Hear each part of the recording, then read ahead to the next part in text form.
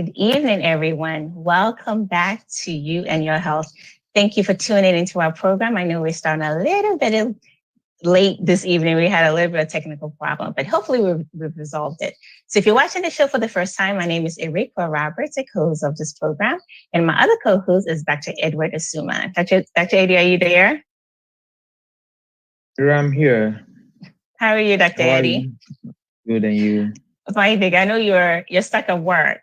So yeah. But we will get this program together this evening. Okay. So this evening we have Dr. Bridget Opon. And as you know, she is one of us. She is from Ghana. Dr. Opon will be discussing the epidemiology of cancer, specifically breast cancer, risk factors, and prevention. Breast cancer is not unique to any one race or any type of person. It is a disease that does not discriminate based on our color of our skin. Chances are we all know someone that may have been affected with breast cancer or have survived it. So this is a very good topic for us to learn about and also to spread the knowledge among our members of our community. But before we get started, we want to thank our last speaker, Dr. Annie Walker-Abbey, for the excellent presentation on COVID-19 vaccines. If you have not watched it, we suggest that you do so. As Dr. Abbey educated our viewers on the stages of clinical trials, how vaccines are developed, and more importantly, the vaccines that are currently available for COVID-19. And why we should all get vaccinated when we get that opportunity to be vaccinated. So please watch it and again, share it with others. This is currently our 8th segment, and I know time flies, and all the old programs are still on the church website. So please feel free to revisit and certainly contact us if you have any questions or additional comments or any topics that you'd like for us to share on this program. So let us get started with this evening, because I know we're already behind with Dr. Bridget Opon. Eddie, can you bring Dr. Opon so we can say hello before we get started? Hi, Dr. Opon. Hi, how are you? Fine, thank you. Thank you so much for taking the time to join us this evening and accepting our invitation as well. And thanks for having me. I owe Dr. Ebony for giving me your contact. Right. And I'm still asking her for other folks for different topics. So we certainly appreciate you joining us. It's a great idea. It's a great platform. So I'm happy to be a part. Thank you. Thank you. So before we get started, I will tell our viewers about your extensive career. So Dr. Bridget Opon is a breast surgical oncologist at the Ohio State University Comprehensive Cancer Center, where she specializes in advanced breast cancer surgery, including breast conservation surgery, lumpectomy, partial mastectomy with oncoplastic surgery, partial breast irradiation techniques, like intraoperative radiotherapy, and advanced metastatic procedures, such as modified radical mastectomy and skin and nipple-sparing mastectomy coordinated with breast-focused reconstructive plastic surgeons. That's a mouthful, but she knows. She does all of that. Dr. Opon was born in our homeland, Ghana, and grew up in the Bronx, New York. Learning about healthcare systems in New York and Africa motivated her to pursue medicine. Dr. Opon earned her medical degree at the University of Rochester School of Medicine and Dentistry. She completed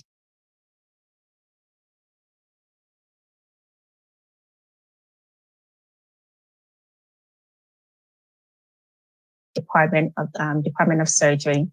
In addition to her clinical work, Dr. Opon has an academic interest in disparities, more specifically in breast cancer outcomes, with a focus on health disparities research. She's also interested in investigating the impact of biology in regards to breast tumor triple negative subtype and patient characteristics such as metabolic syndrome on breast cancer outcome. Dr. Opon also has an interest in international breast health and improving cancer care in Ghana and other African countries. Prior to Ohio State, she was at Reston Hospital Center in Virginia. She also served now as back then she served as a co-director of the Reston Breast Care Specialist. Dr. Opon has more than 17 years of diverse experiences in surgical oncology and serves as an associate professor in the Division of Surgical Oncology at Ohio State University College of Medicine. Dr. Porn has received numerous awards in her role, and her goal is to always provide compassionate care that is personalized to every one individual. And we are so excited to have her join us this evening. Hi, Dr. Porn again. Hi. Thank you for that introduction. I feel very old. No, it just shows that you have a ton of experience. And we are grateful for you to be here. And I'm sure our members will learn a lot from this discussion. So if you're ready, then Dr. Eddie can help project your slides or and then get it ready so you can. Sure. Okay. So whenever you're ready, you can go ahead and start. Okay. So basically, I'm going to talk about cancer epidemiology and disparities. And basically, all that means is how much cancer and which groups we see more cancers in and how people are doing. And then we'll talk about risk factors, and those are things that put you at a higher risk or give you a higher chance of developing a particular, in this case, breast cancer, and things that you can do to reduce that risk, to make sure that you don't get cancer, especially as a woman ages. Next slide, please. Mm-hmm. Oh, should I? Sure. Yeah. Okay. All right, good. I have control. That's nice. So this is just an overview. You can see here, this is from the American Cancer Society. It shows you how prevalent or like how much cancer there is in the country, right? So basically the number one cancer in women is breast, and the number one cancer in men is prostate. So that's really the point that I want to drive home. And what this means is, and remember I told you I was going to talk about epidemiology. That means 1 in 8 women in their whole lifetime. So the average life expectancy is, let's say, women are making it to hopefully 80. 1 in 8 of us, or 10% roughly, will develop breast cancer. So that's a big deal, Yeah. What this means is almost 300,000 now new cases every year. And every 3 minutes, a woman is going to get diagnosed with breast cancer. So that's really shocking when you think about it in that way. And by the way, the average age is about 61. Now, this is average age, meaning how common for all women, across the country. But when it comes to Black women tend to be diagnosed, meaning that the cancer is found when they're younger. Okay. And also, people should know that men also can get breast cancer, right? So we see about 2,000 cases a year in men. And I think most recently, I'm thinking of somebody famous who had it. Beyonce's father is the one that I can think of. Wow. Yeah, Mr. Matthew Knowles was diagnosed with breast cancer, and he's, he does a lot of public advocacy work. So men should also be aware that, changes can happen in the breast. All right, so my whole sort of reason for especially working in academics and doing research is because of these statistics, right? Black women in particular don't do well.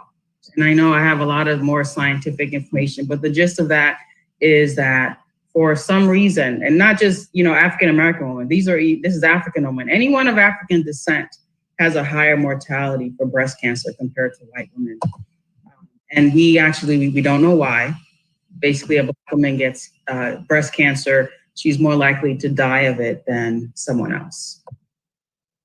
So some factors, the types of cancers that Black women get tend to be different. They tend to be larger, what we call more advanced. The cancers tend to be more aggressive, like it changes faster than the typical kind. And also we think that Black women tend to have other problems that make the cancer more difficult to treat, such as obesity. We have more diabetes, certain things that kind of make the body, if you will, more susceptible to diseases in general, including cancers. And all of that can sound very depressing, but I actually want to encourage you that there is something that you can do to help reduce your chances of developing breast cancer. Right. So now I'm going to launch into prevention, and I hate lecturing, especially at this time of night. So yeah, if there are questions, if we have a question, we can. Yeah, I'm Go happy through to it. keep going, or I'm happy to, address any questions as we So go. I have a question, Dr. Eddie. Sure. So whenever a question comes, if you don't mind projecting it.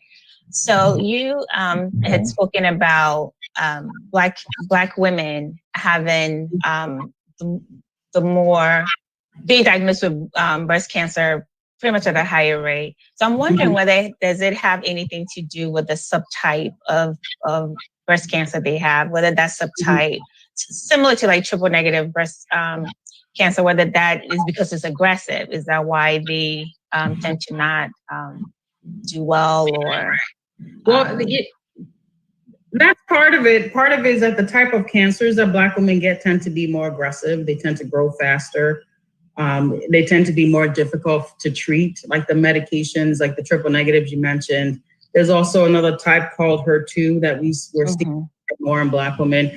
Those are all cancers that are very rapidly growing, dividing, and also just more complex in treating, but also keep in mind, I think ultimately Black women also come in when the tumor is already larger, right? So a lot of what I like to do is education, right? Because we're kind of sitting around letting things grow and get out of hand before we do something about it, before we go seek medical attention. We also are not getting mammograms at the same rate as white women, because the whole goal of the mammogram, and I'll go into that later, is to find something before you can see or feel it, right? So if something is, and breast tumors in general, it takes a while before it gets to be like a big lump or something that you can feel. So the goal of the mammograms is that it catches it in those early stages, right? So a lot of us think that, oh, I don't have a problem, so why do I need a mammogram? I don't see or feel anything. But the problem is that these cancers are very sneaky, and sometimes they can start very, very small and you see or feel it. Okay. And if you don't mind, when you explain the mammogram or test to be done, the differences between mammogram and ultrasound. Oh, sure. Whenever you get to that portion. So absolutely. You can move forward. Okay. Thank you. All right. So overall prevention, and prevention, we mean things that you can do to get you healthier. And this helps you as far as not getting breast cancer, but also helps you to not get lots of other problems, right? Vascular disease, diabetes, all of these things, sort of the same advice that I'm going to tell you tonight is what probably your primary doctor is going to tell you as far as, eating well and trying to be more active, and certainly no smoking, right? So smoking is not good. It increases your risk. We can't say that it gives you breast cancer the way it gives you lung cancer, but it does not help anything. If you smoke, that's the first thing on your list for the year 2021 is to quit smoking. Yes.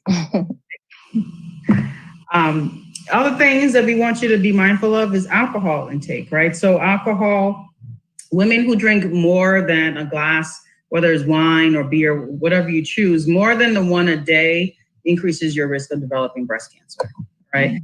I tell some patients one drink, and then some patients say, well, you didn't say how much, right? But a small drink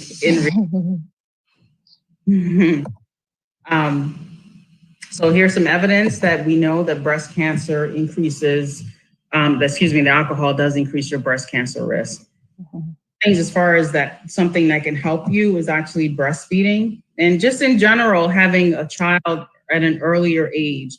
I'm not talking about your teens. Don't say I recommended that. I'm talking about when you're, probably less than 30 to get the full benefit, because when you have a child, especially, and you breastfeed that child, it protects the breast, right? So it reduces the chances of you developing a breast cancer as you get older. And that's similar to like if you were to, in terms of like preventing your risk factors for endometrial cancer, right? So if you have a child too, then that kind of helps. Exactly. All right. And the other thing to prevention is weight gain, right? So women who are, and I have it in red here, I know it may be hard to see, but if you're more than 60 pounds overweight after 18, you have a high risk of breast cancer. So things that you can do to reduce that, and this is difficult, especially is COVID season. We're all working from home and snacking and not eating the right stuff, but stay away from the junk food. Stay away from the McDonald's and all those other things. Very hard to do. Exactly. Don't do the Uber Eats. And I know, in our community may not be McDonald's, but, let's face it, a lot of our foods is very rich, like, palm soup and all that stuff. And it's very starchy. So we need to cut down on the starch. My grandmother, before she passed away, had diabetes, and she was, she had no formal education, but she was the smartest. She could have been a total dietitian, because she can tell you how much fufu you can eat to not get your blood sugar up. She can tell you the size and the amount and how much soup to give her. I mean, she had it on point. All right. So the same principles that we're talking about for fast food is really, we have to translate it to our cultural foods, because just because we're cooking it, and I'm going to talk to you about, cook more, but just because we're cooking it, we cook all sorts of wacha and jollof and all of that, but it's the amount that you eat, right? You have to eat, you have to reduce your intake. And this benefits all cancers, actually, not just breast, right? But colon cancers and all the, just about everything is helped if you keep your body weight under control. And this is a problem, not just for the Ghanaians here, but, in Ghana, is obesity is becoming a big issue all over Africa, which is new because, previously we were a pretty thin. Yeah. And cancer too, right? So, before, I remember when I was younger, whenever someone got sick and died, it was blamed on diabetes and hypertension. But then later on, cancer kind of became a little bit known, right? So for some reason, I still feel like it's still not discussed within our culture as much as it should be. Right. Or what people should do to, to prevent themselves from getting cancer, whether it's specifically cervical cancer, endometrial cancer, and breast cancer. Right. And then we also do not have the screening. Exactly. Screening programs available. Yeah. A widespread available in Ghana for folks to get screened. Yeah. So in Ghana, screening for most cancers is really non-existent. It's only when you have a problem, like, so for breast. And I've done work in Ghana, you do surgeries and everything is just advanced, or all the lumps are huge because, that's what happens, right? People feel something and then they go get checked out. It's not like you just get a mammogram just for screening, right? So you need money before you go to the doctor. So people have to kind of get things in order before they show up to the doctor, right? So a lot of things are advanced. But ultimately, you're right in that part of the problem is that we're not a culture that's open to actually any disease. I mean, I have people, even family members who have diabetes and, I don't have that. I'm like, of course, there's no shame in the sickness. And I think culturally, we still have a lot of beliefs that makes it, especially cancer, very difficult for people to own up to and to, be open about, so that we kind of know that it's very common among us, unfortunately.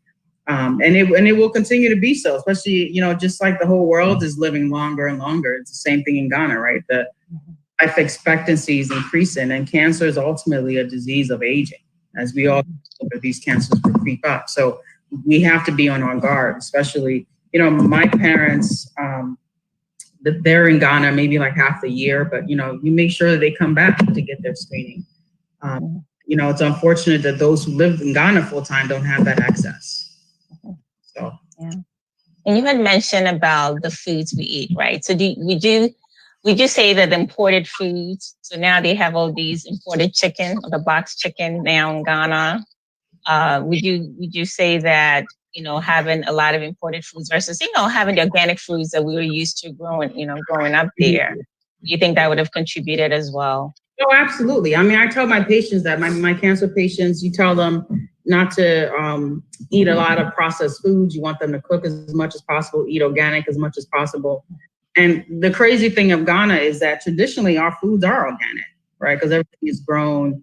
And I think now, as everything is becoming industrialized, people are, sort of turning their back on it, or they think it's if you have money, then you're not going to go and eat the fresh stuff. You're going to go to the supermarket now and go buy the box, right? Like I've seen my family members buy the box of fufu instead of going to take the plantains that's growing on the property, right? Just take that and make the fresh food, they're gonna go, buy the box, and it drives me nuts, because I'm like, I go to Ghana to eat the fresh food. I don't go there to eat the stuff in the box. I can get that here, but it's just, it's a culture change, and we equate sort of process and Western things as better almost.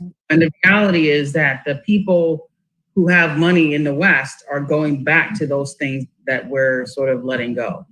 Yeah. And ironically, I think they do have blenders now that you can actually use to blend the cooked plantain and everything, versus pounding it. So there's a way to do it without struggling. Exactly. Getting tired of pounding your fufu. So exactly. Okay. But it's not even the labor, because I just think it's the status that, I have money to go to the supermarket and I'm going to go buy the box. And it's ridiculous.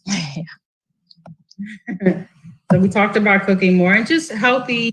So overall, in addition to healthy eating is physical activity. And I know in Ghana, it's, I try to get my family there to be more active, to go out and walk. And they're starting to do that some.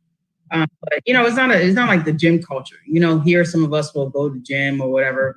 I think for us culturally, that's a new thing. It's happening. There's a lot more gyms now. You see people out there and walking, but we definitely need to encourage that amongst ourselves.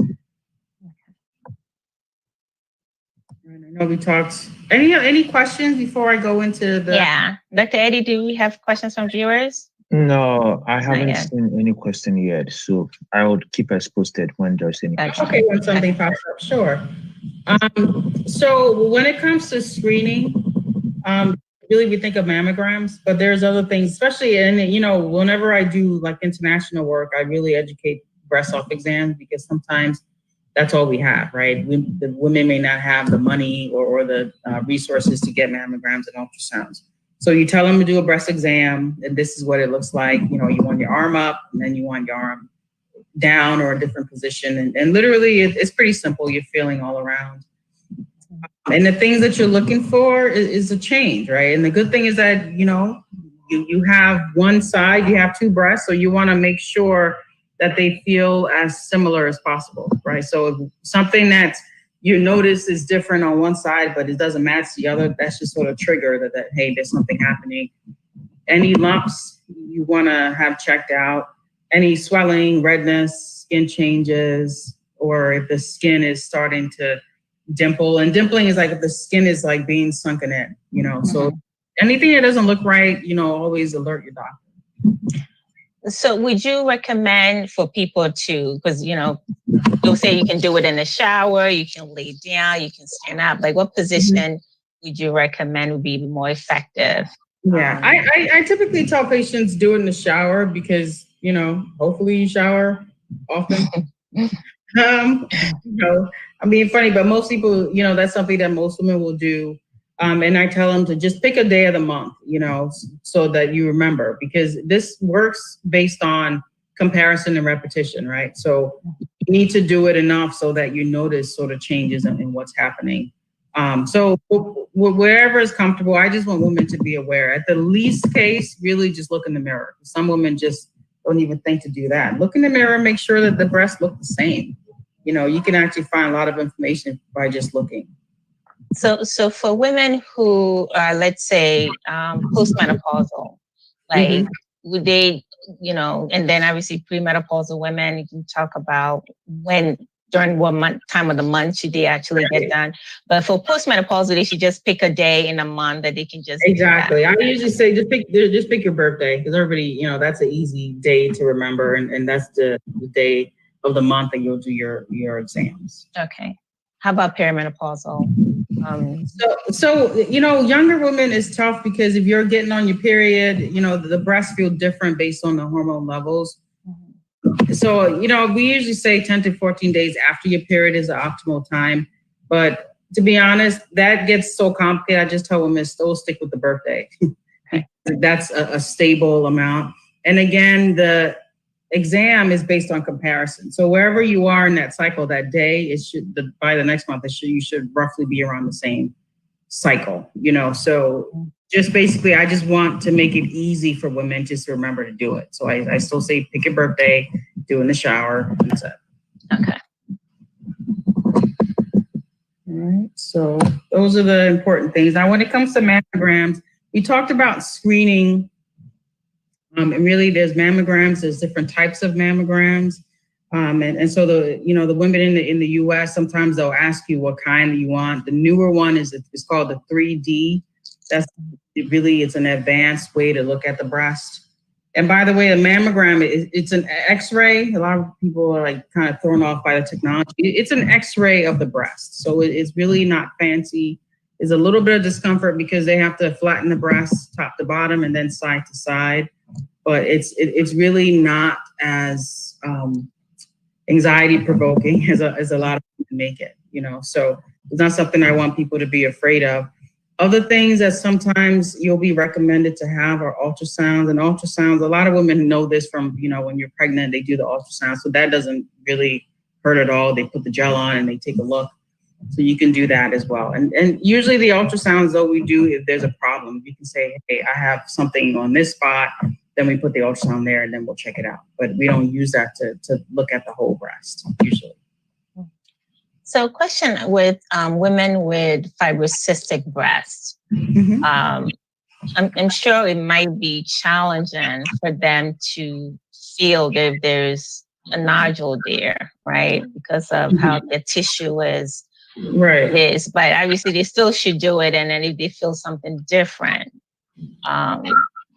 then seek guidance on that. But I'm just wondering, how would they know if there's something, if that tissue is always, right, feels, I don't even know whether it feels different or because there's so much cystic tissue, it would be difficult for them to detect anything. So what would be your recommendation for someone with fibrocystic breast and self-examining themselves? Yeah, I still say do it.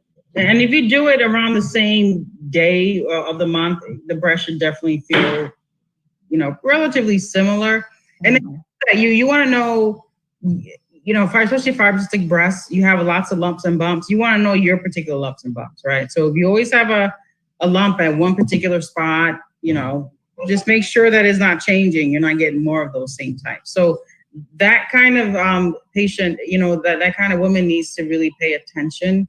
And if it doesn't have to be stressful, if it's stressful, you may actually just get routine exams, like maybe every 6 months, depending on the symptom by, your doctor or nurse practitioner or something like that, just to make sure, because what I don't want is any woman to really have a lot of anxiety, because especially when you're young, it is very common to have fibrocystic changes. About 80% of women have them. It's not a problem. It just makes your breast more firm and more lumpy, if you will, but it doesn't mean that there's any additional problems.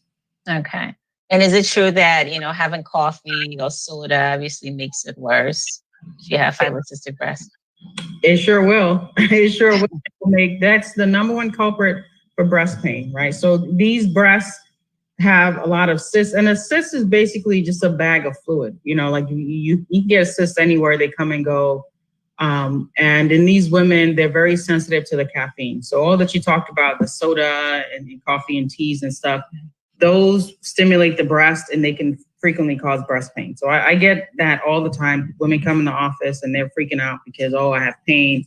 And by the way, cancers don't hurt. So that's the number one. If you don't hear anything else, just know that, because a lot of the consults we see for pain, the vast majority are benign, right? And then out because it hurts and you think pain is bad, I must have cancer, and is actually the opposite, right? So that's why we push mammograms and screening, because most cancers, you don't feel anything, especially early on.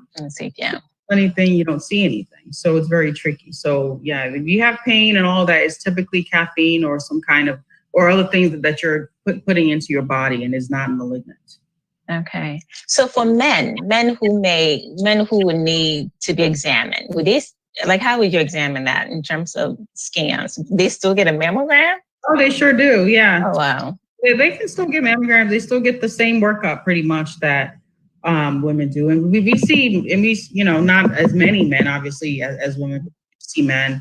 Men can have pain, all the same complaints that women have, gynecomastia and those kinds of things. So yeah, we just see both, and the workup is pretty much the same. Okay. Thank you. All right, so when to start getting your mammograms, sort of general is between 40 and 50. And the difference is what kind of guidelines that your particular doctor or provider follows, right? I personally tell patients 40, but it depends on the different guidelines. Some say 45, some say start at 50, some say do it every year, and some say every other year. So it gets confusing, but just the key is to keep doing it. I have people get one mammogram, oh, it looks good, and they think they're done forever. That's not how it is. You need to go every year, every other year, you need to go and compare. That's how the test works, right? Is that you're comparing the last one with the current one to make sure nothing new is there. So if a woman has a breast cancer history in the family, should they still wait till age 40, or would you recommend they get a mammogram sooner? So that's a great question. If you have a family history, I tell patients to try to find out the age at diagnosis, right? Because generally we want you to start screening 5 to 10 years before that person got cancer. Okay. Right? So if you're, someone close to you, your sister, for example, was diagnosed with cancer at 35, then you need to start getting screened at least at 30. Okay. So that's something you need to, and again, especially Africans are very secretive about illness, right? And it's unfortunate because you can help other women in the family by being open with what's going on. But I have patients all the time who don't tell anyone anything. Mm-hmm. And it's unfortunate because it's not just, it's better for you to have support if you're going through cancer, but you can also help other women in your family. So in terms of genetic, disposition or affiliation, or looking for a word for it. But for example, if someone's grandmother had breast cancer and maybe skipped her mother's generation, right? Mothers and aunties, should the grandkids be concerned about possibly getting breast cancer? It's first and second degree relative. So grandmother. That's what I was looking for. It's still important. And you still need to know the age, right? So if your grandma was diagnosed when she was 70, then you have average risk. Okay. So if especially premenopausal women, before they stop having their periods, if they have cancer, that's a definite sort of red flag for a familial pattern. If something runs in the family. And also it's not just the number of people that have cancers, right? So the actual ages, and also is different types of cancers, right? So some women think that, well, it's just breast. I don't have breast cancer in my family, but I saw a young, Black, she's very young, but she had a lot of prostate cancer, right? So the genetic syndromes can run with different cancers, in one family. So if there's breast cancer in the family, you need to know if there's ovarian cancer. You need to know if there's someone with prostate cancer, or even like stomach cancers or pancreas cancers. So you need to get the full history. Now, unfortunately, in Ghana, it's just the healthcare is very limiting. Sometimes people just die. You don't even know what they die of. But at times we don't have a complete family history. Okay. Would you recommend doing a genetic workup then, if someone's mother, grandmother, aunt, or sister had breast cancer? Okay. Yeah, absolutely, I would. And I tell, I tell my African patients or my Ghanaian patients I'm thinking of, I'm seeing their faces now. You tell them because they may not know. They'll say, oh, no one's had cancer. I'm like, well, go home and call, call your family back in Ghana, and they'll say, no. And then a couple of, I'll see them in follow-up 6 months later. Oh, yeah, my cousin finally came out that she had cancer, So it's a lot of skeletons that people kind of push away. So it's there, right? Because the studies show that the risk that Black women have is the same, other women. So it's just people have cancers. But I think in Ghana, they may not know they have it. They may die before it gets diagnosed, or they hide it.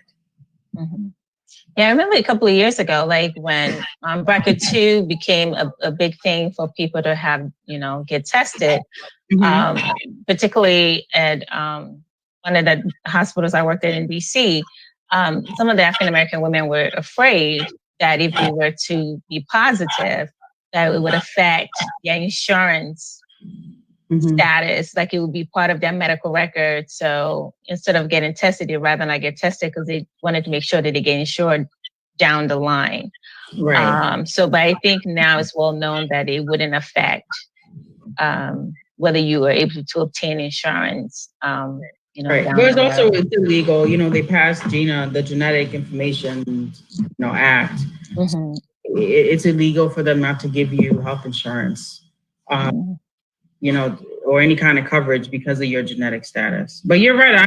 I have plenty of both African and African American patients who won't do it. Like they just don't want that. They feel like it's on them, and they just don't want to know. I've actually had patients where like the daughter had cancer. She tests positive for a BRCA mutation, so it had to come from the parents, right? And the mom's refusing to get tested. Oh, wow. Yeah. Okay. So I see you. If a woman has fibrocystic breast, is it hard to diagnose breast cancer? Oh, that's a good question. So in a way, yes, because the problem with fibrocystic breast is that, like, even when you examine your own breast, right, it's very lumpy. We talked about how, like, anxiety and how frustrating it can be because you feel a lot of different things. So this makes it difficult in the sense that if I'm examining somebody with a lot of cysts, I don't know, like, oh, this feels hard, right? So I'm always, as a breast specialist, I'm always on my guard, right? Because you don't want to miss anything. Also, the imaging sometimes can be a little different. So with fibrocystic breast or something called dense breast, I don't know if women know that those are breast tissues that are also very firm and difficult. Sometimes you may need not just a mammogram, but another test, like an ultrasound or even an MRI to help look, because that breast is very busy. There's a lot going on there, and you need to have extra tests to make sure that we're not missing something. But we have other, I'm sorry, but having the cysts themselves does not give you cancer. So, just think of it that way. It may make it difficult to find in certain cases, but it doesn't increase your risk. Okay, do we have more questions, or he probably post it if he does? No, yeah, I'll probably post. If you do, then please feel free. I'm asking because it doesn't not showing. So why he's doing that? A question about the size of someone's breast, whether someone has a lot more tissue, would that indicate that they might have a higher risk of getting breast cancer versus a woman who have bigger breasts? Larger breasts? Larger breasts, yeah. Yes. So no, the actual size. Oh. Yes. That's funny. So the actual breast size does not increase, your chance. Like, what I'm talking about, the density is a thickness. So it's not like, some women have breasts that it's really hard, very firm. And those have a slightly higher risk of developing cancers. And it's also harder to find cancers in those women, right? But, but the risk is the same, whether you're an A cup or a D or triple D, whatever. You could be any size. So that stuff doesn't increase your risk. Okay. Dr. Eddie, could we get that question again? Because it went out very fast. Is the size of breast a factor in developing a lump? Okay. Yeah. Yeah. So the size itself, no. And actually, women with very large breasts tend to have breasts that are more fat or fatty breasts. So those are actually, despite it being larger, is actually easier to examine and to find problems. Okay. All right. Do you have more questions, or? No, I don't have more questions. More questions. I'll put them on us and when. As you get them. Okay. Okay. Dr. Point, you can go on. So okay, no, I think this is just the end. So we'll see what questions come through. But just in general, I think as Black women in general, as African women, as Ghanaian women, we need to really focus on prevention, right? We need to take care of ourselves, live a healthy lifestyle so that we don't get cancers and other chronic health issues. We need to educate ourselves so that we know what to look for if something is happening, right? And part of that education is to educate each other. So like I said, if you're going through a breast cancer diagnosis, please, when you're comfortable, I know in the beginning it's hard, but, share your experience, right? Because there's a lot of secrecy among our patients. And again, it's hard, it's difficult, but you can save someone else too in your family, right? Because we use that information to guide, the workup and the treatment. So family history is very important. And ultimately get your mammograms. If you're of age, it's something that you should not play with, because again, these breast cancers grow very slowly. So when I see a woman who has a big tumor or something, really aggressive is growing in the breast, it's because it was there and it was allowed to grow, so we really need to do the work and take better care of ourselves to make sure that we're not missing anything. Okay. All right. I don't think I may have one more question in terms of treatment, particularly chemotherapy. So those who may have triple negative breast cancer, do they respond well to chemotherapy as well as surgery, or it's pretty much equivalent to other forms of breast cancer in terms of subtypes? Yeah, so that they actually do. So it's funny, it's the reverse of what you would think. The more aggressive cancers respond better to chemotherapy. Okay. So in that way, it becomes a mixed blessing. So that's my other problem. I didn't go into that here, but one thing I see a lot of, African-American and African women doing is refusing, especially the chemotherapy. Because they don't move the hair. And I tell them, I said, listen, I can do surgery, but don't get comfortable depending on the type of cancer that you have, that surgery is it. You need the other treatments, right? We work together. I work with other oncologists who do radiation or radiotherapy, with the medical doctors. You have to do all of that to survive your cancer. So a lot of women just, I don't want this, I don't want that. I'm not going to take, especially chemotherapy. Chemotherapy is the most difficult thing I have talking to, all women of color to address. And a lot of them still don't do it. Like they'll tell me yes. And then they, I discharge them to the medical oncologist. They come back 6 months later. And, this one lady went to a funeral in Ghana. She didn't do anything, just had surgery and then recovered and left, So people need to really understand, especially with these aggressive tumors, the triple negatives, the HER2s, those actually work well with chemotherapy. They respond nicely, but you need the chemotherapy. So don't get comfortable that, we think, doctor, take the tumor out, then I'm done. But that's not at all how cancers work. Yeah. Yeah, a follow-up question. Sure. Somebody tested me asking about the average 10-year or 5-year survival rate for men. What is that? Is it after getting or removal of a lump? So that's a good question. So the 5-year survival, actually, we're doing really well, between 90 and 95%. Mm-hmm. And I know it's not 100%, right? Of course, but if you think about it in comparison to other cancers that are the 5-year survival is like 25%. Think of like pancreatic cancer, right? So breast cancer is very survivable for vast majority of cases, is very treatable. And even when it's at its most aggressive, we can oftentimes, women can live with the cancer, right? So a lot of women kind of give up and then say, well, it's, maybe it's in the bones. I'm not going to do anything. The reality is, through the medication and the advancements, that we can pretty much treat it like a chronic disease, right? And the analogy I tell patients is, think of diabetes. We don't have a cure for your diabetes yet, right? But we can keep it at bay, we can control it. And that ends up being the same thing for many cancers, right? So it may be too far gone surgically if we can't help you that way, but through the medications, the chemo, some of the other drugs, we can keep the tumors at bay. And I've seen patients live their, normal lifespans, even with stage 4 type cancers. So we have someone asking, does stress play any factor in breast cancer? I would say yes. So stress is not good for anything, right? You'll see stress is a negative factor for just about every medical condition, including cancers. And now we have more like biologic studies where we look at women who have a high, so the stress hormone is something called cortisol.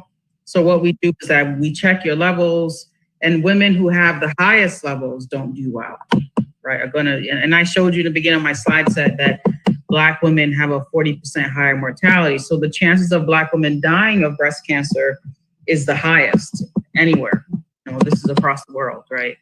So, and part of that is the group that has the higher stress is also, when we look at research, is the Black woman, is the African American woman, African woman. All right. So there's definitely a connection between stress and cancer development. We don't know what the direct link is, but there's also definitely a connection between how you do